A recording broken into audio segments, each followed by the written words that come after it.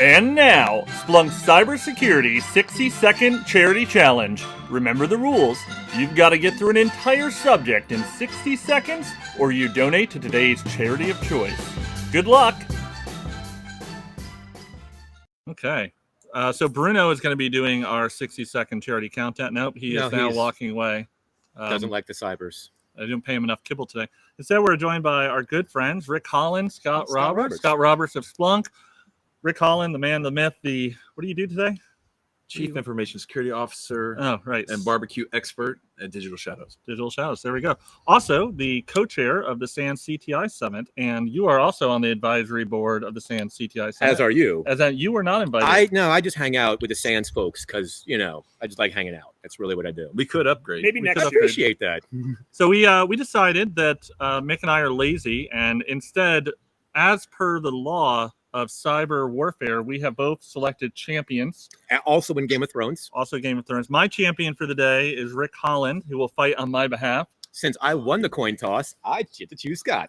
So today's charity countdown challenge of 60 seconds is on something called ACH, the Analysis of Competing Hypotheses. Which is a very, very wonky CTI, cyber threat intelligence thing.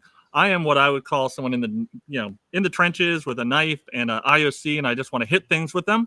People who do ACH are kind of in the back, in the rear with the gear, thinking bigger thoughts. I don't know, maybe at a sea level. I'm just throwing some stuff out there. Oh, hey, Rick. So today, I think I go first. My champion goes first because we lost. So, Rick, here's the rules. You're going to have 60 seconds to explain ACH to the world. And then, after we're done, you're going to go, Scott, as mixed champion and do your version of it. And then Ms. Audra, as always, will decide who the winner and loser is of today's charity countdown. So what is ACH and what is its value? And our charity today is... What did we pick? We picked Citizen Lab. Citizen Lab. I can't imagine why we picked Citizen Lab today. Read the news. You should Google it. Yeah. Google it. Big fans of Citizen Lab. People here have contributed and helped in various different ways. Love the organization. So... Not you. Not him specifically. He's not even a citizen. But I think we're about ready. Drew, can you get the timer ready? And as soon as you see that timer pop up, Mr. Holland, go. You got 60 seconds. Wait for it.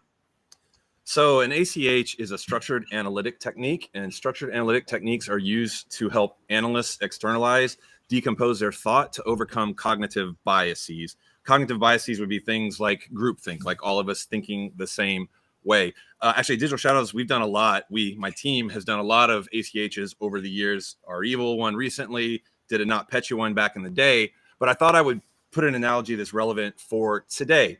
You have an assumption that's out there, and essentially use an ACH to disprove things. A lot of times people think you use an ACH to prove things. You basically come up with a number of hypotheses, and you seek to disprove them by analyzing them. So the example I want to use today is that Ryan Kovar cooked a good brisket, and attribution is to him. Reporting is that Ryan cooked a good brisket.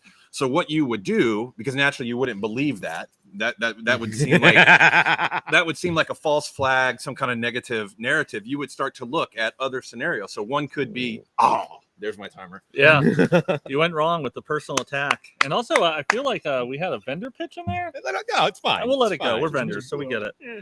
All right. All right. Mr. Roberts, warmed up. It's good. Hey, my suggestion is watch the clock. Keep an eye on there. All right.